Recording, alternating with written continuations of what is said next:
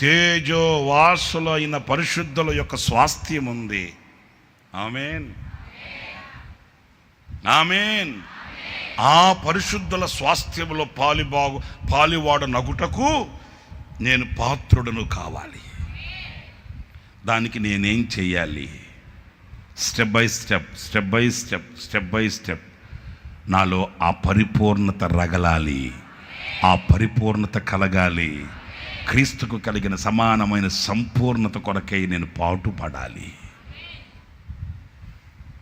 ఈ మాటలు నేను మీతో ఎందుకు చెప్తున్నాను అనంటే, ఈ యోగ్యత లేక మనం అపాత్రులమయ్యేమి అనుకోండి, మనకు స్వాస్థ్యం దక్కదు. స్వాస్థ్యము దక్కదు. ప్రయాసపడిన ప్రయాసగానే ఉంటుంది, కానీ నిరర్ధకంగా నిర్వియోగముగా నిలిచిపోతామో సిగ్గుతో తలదించుకోవలసిన పరిస్థితి వస్తుంది. ఇది పరిశుద్ధుల స్వాస్థ్యం. వాళ్ళు పరిశుద్ధులు ఎలా ఆ స్వాస్థ్యాన్ని సంపాదించుకున్నారంటే, నేను చెప్పాను కదండి, ఈ లోకానికి వాళ్ళు వెలివేయబడ్డారండి. లోకాన్ని వాళ్ళు ప్రేమించలేదు, లోకాన్ని స్నేహించలేదు. రంపాలతో కోయబడి సలసల కాగే నూనెలో దింపబడి, అదేంటా యేసుప్రభు నమ్ముకుంటే కష్టాలన్నీ పోతాయి అన్నారు కదా. ఆ కష్టాలు పోతాయి, ఈ కష్టాలు వస్తాయి. మీకు అర్థమైంది అనుకుంటున్నాను. ఏ కష్టాలు? ఆ కష్టాలు పోతాయి. అవి ఏం పెద్ద లక్ష్యం కాదు దేవునికి. ఆ కష్టాలు పోయి కొత్త కష్టాలు స్టార్ట్ అవుతాయి. ఏంటి కొత్త కష్టాలు? చెప్పనా? లోకం కొరకు నువ్వు బతికిన బ్రతుకులో వచ్చిన కష్టాలు అవి పోతాయి. పరలోక రాజ్యాన్ని, దైవ రాజ్యానికి నీవు వెళ్ళవలసిన ఆత్మ సంబంధమైన చెప్పండి శ్రమ అయినా కష్టమైన ఇవన్నీ నిన్ను షైన్ చేస్తాయి, నిన్ను పవిత్రపరుస్తాయి, నిన్ను పరిశుద్ధపరుస్తాయి. నీలో ఉన్న ఎగస్ట్రాలన్నీ తీసేస్తాయి. మన భాషలో మాట్లాడుకుందాం కాసేపు. ఎగస్ట్రాలన్నీ ఉలిపెట్టి సుత్తి తీసుకొని ఎగస్ట్రాలన్నీ పెటా కొడితే అలుముకొని చుట్టుకొని పట్టుకొని ఉన్న ఎగస్ట్రాలన్నీ పోతే ఒరిజినాలిటీ బయటపడుతుంది. అప్పుడు టాలీ చేస్తాడు. ఆ పరిశుద్ధుల యొక్క స్వాస్థ్యానికి వీళ్ళు యోగ్యులా కాదా చూస్తే ఇంకా ఉంది, కొంచెం ఎగస్ట్రాలు ఉన్నాయి. 4 రోజులు పెట్టి పక్కన పెట్టు, 4 దెబ్బలు అయ్యి ఓ అబ్బా అంతలా దెబ్బలు కొడతావేంట. కొట్టకపోతే ఎక్స్ట్రాలు పోవట్లే. మీకు అర్థమైందా? కొన్ని ఎక్స్ట్రాలు ఉంటాయి మన దగ్గర. నాకున్న ఎక్స్ట్రా ఒకటి చెప్పనా వద్దా? నాదైతే చెప్పమంటారులే. వా రెడీగా ఉన్నారు, చెప్పు అంటున్నారు. మీరు చెప్తే ఏం ముఖం మాడిపోద్ది, సొట్టబడ్డ సెట్లుగా అయిపోద్ది ముఖం. మరి నాది చెప్పమంటున్నారు. చెప్తాను, సిగ్గేముంది దాంట్లో. నాకున్న ఎక్స్ట్రా ఒకటి చెప్తాను, ఒక్క 5 నిమిషాలు. ఏంటంటే, మా మందిరంలో అప్పుడు జనరేటర్ లేదు. కరెంటు పోతే మా పాస్టర్ గారు గొంతు బగలా అరిసేవాడు. అక్కడికి వినబడాలి. మరి పాపం గొంతు రాసిపోయేది.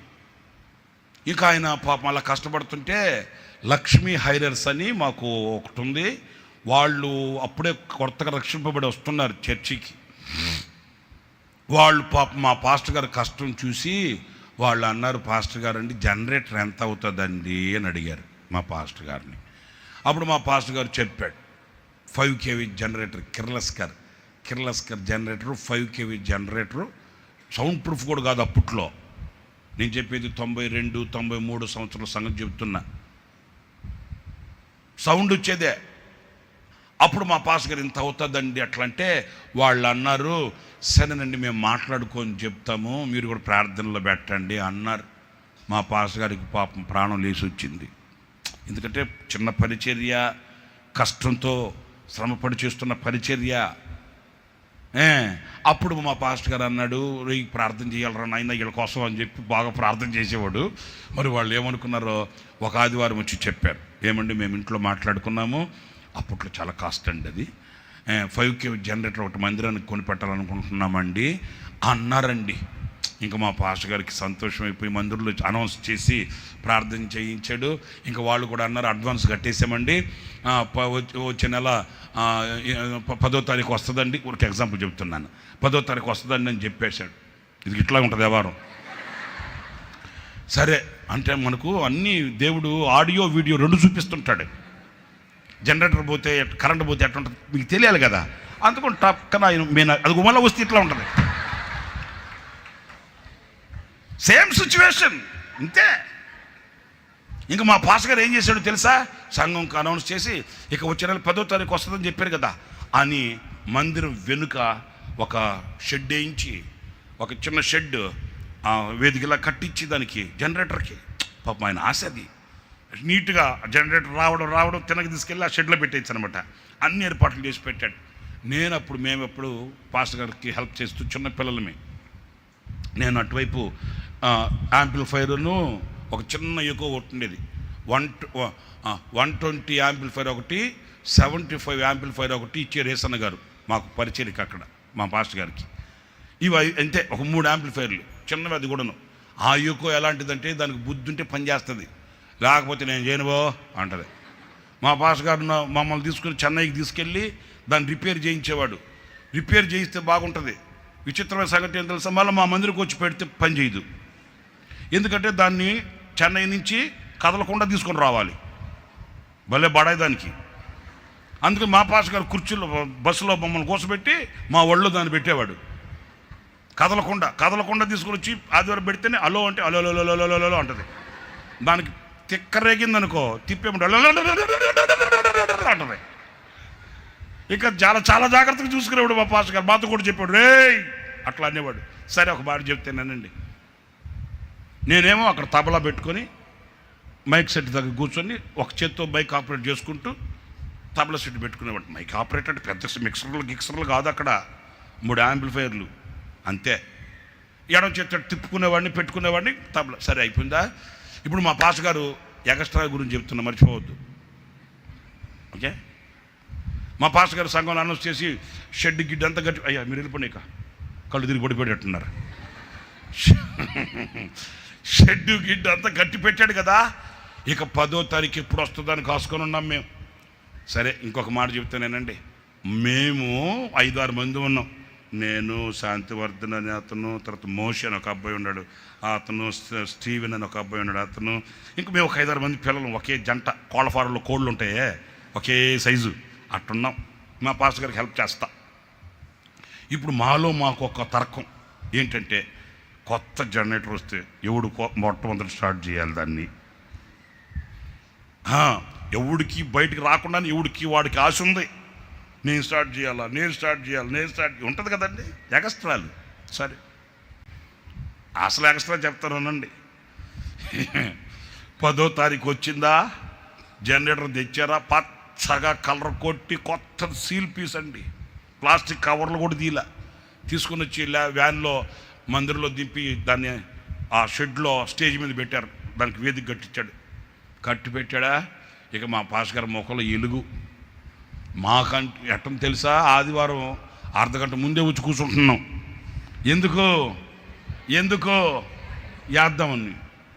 ఆశ్చర్యమైన సంగతి ఏంటంటే, జనరేటర్ వచ్చిన ఆనాటి నుంచి కరెంటు పోతే అంతలా ఒట్టు. అంతకుముందేమో మాటికి పోయేది కరెంటు. ఈ జనరేటర్ వచ్చి కూర్చుంది, కరెంటు పోతే అంతలో ఒట్టు. తిట్టుకుంటున్నాం. దీనికేం వచ్చింది రేపు పోయే కాలం.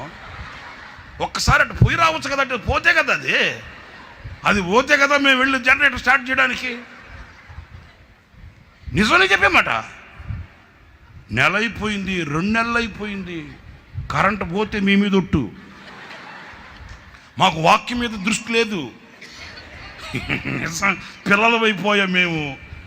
మా పని అంతా ఎప్పుడు పోద్దా కరెంటు, ఎప్పుడు ఒక్కొక్కడైతే మా 5-6 మందిలో అటు వెనక్కి వెళ్ళడానికి డోర్ ఉంటుంది కదా, ఆ డోర్ దగ్గర కూర్చుంటున్నాడు వీడు.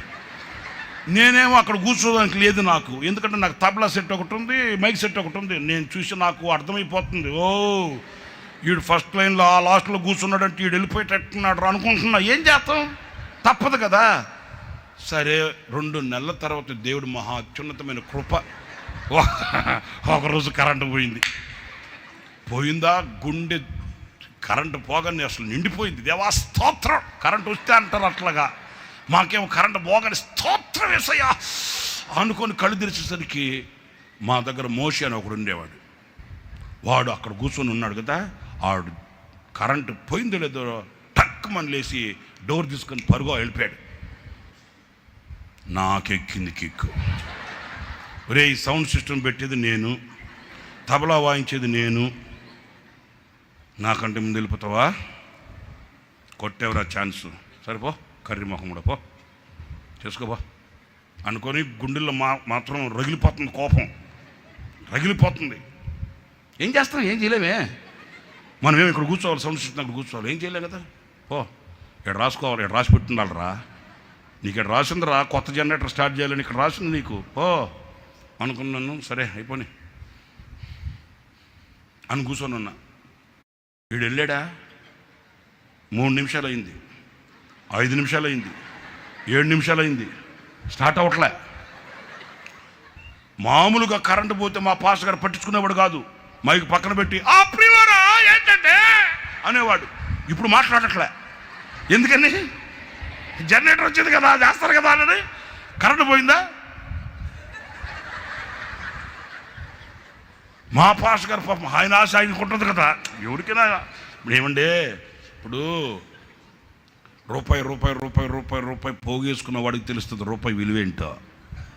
ఆ గ్రౌండ్ ఫ్లోర్లో నుంచి పరిచయం కట్టుకుంటూ వచ్చారే వాళ్ళకి తెలుసు ఆ ఆనందం ఏంటో, ఆ కష్టం ఏంటో. అర్థమైందా? అమ్మ ఉన్నంత వరకు అమ్మ విలువ తెలియదు.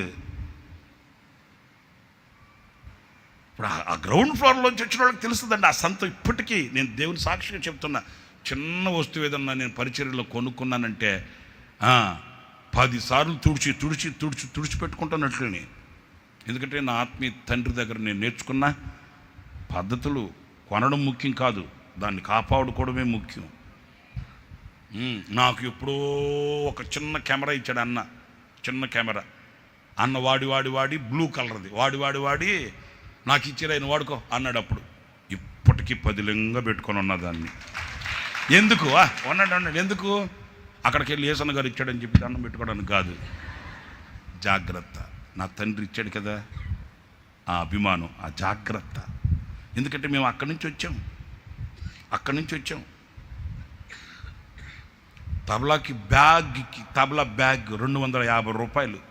ఆ తబలా బ్యాగ్ చినిగిపోతే బ్యాగ్ కుట్టించుకోవడానికి అన్న దగ్గరికి వెళ్తే, అన్న బ్యాగ్ చినిగిపోయింది అన్న, బ్యాగ్ కుట్టించుకోవాలంటే, అవునా ప్రార్థన చేసుకోపో. దేనికి?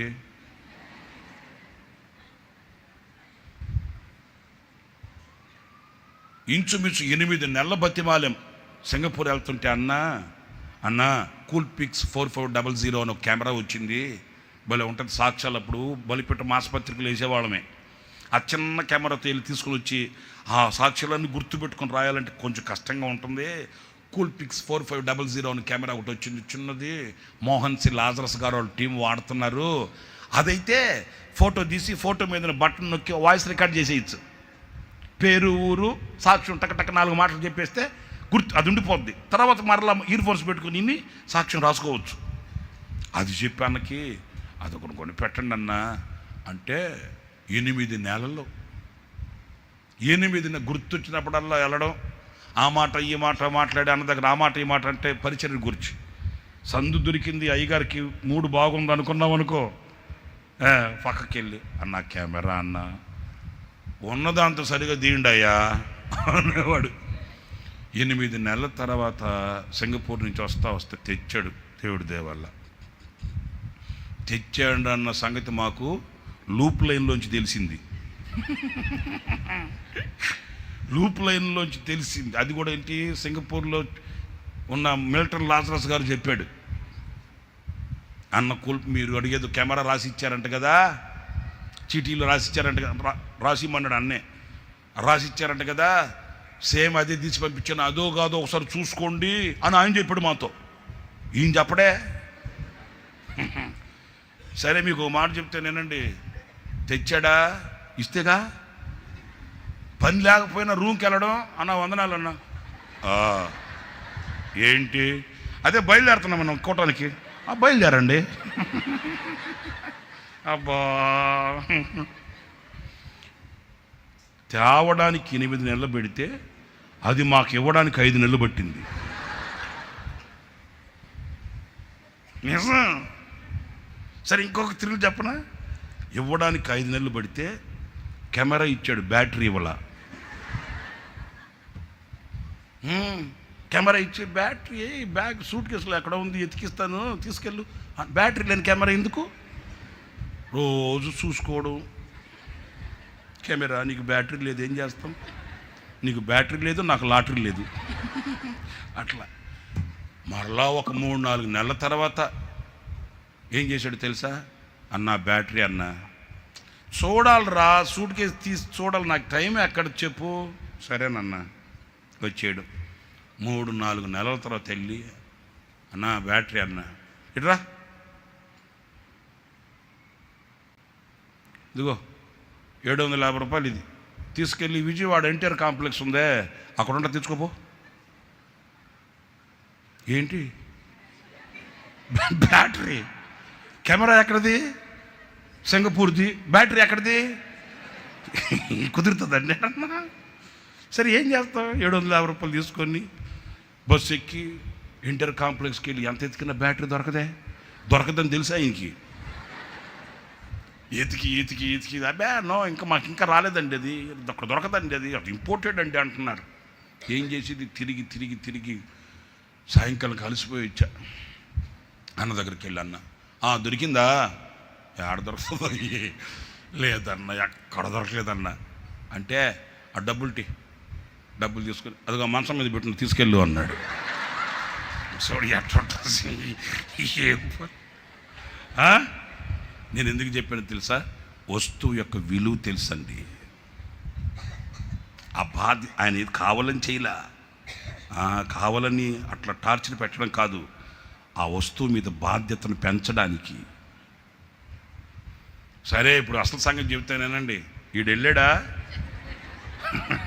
మా పాస్ గారు ఎదురు చూస్తున్నాడా? అది స్టార్ట్ అయితే కదా, కరెంట్ వస్తే కదా. ఇక మా పాస్ట్ గారు అప్పటికి 5 నిమిషాలు, 7-8 నిమిషాలు అయిపోతుంది. నిల్చొని జనం కూడా దిక్కులు చూస్తున్నారు, ఏంటి పాస్ట్ గారు వాక్యం చెప్పట్లేదని. ఇక మా పాస్ట్ గారు 7 నిమిషాలు 8 నిమిషాల తర్వాత నా వైపు చూసి అన్నాడు, ఆహా చూసుగా ఇక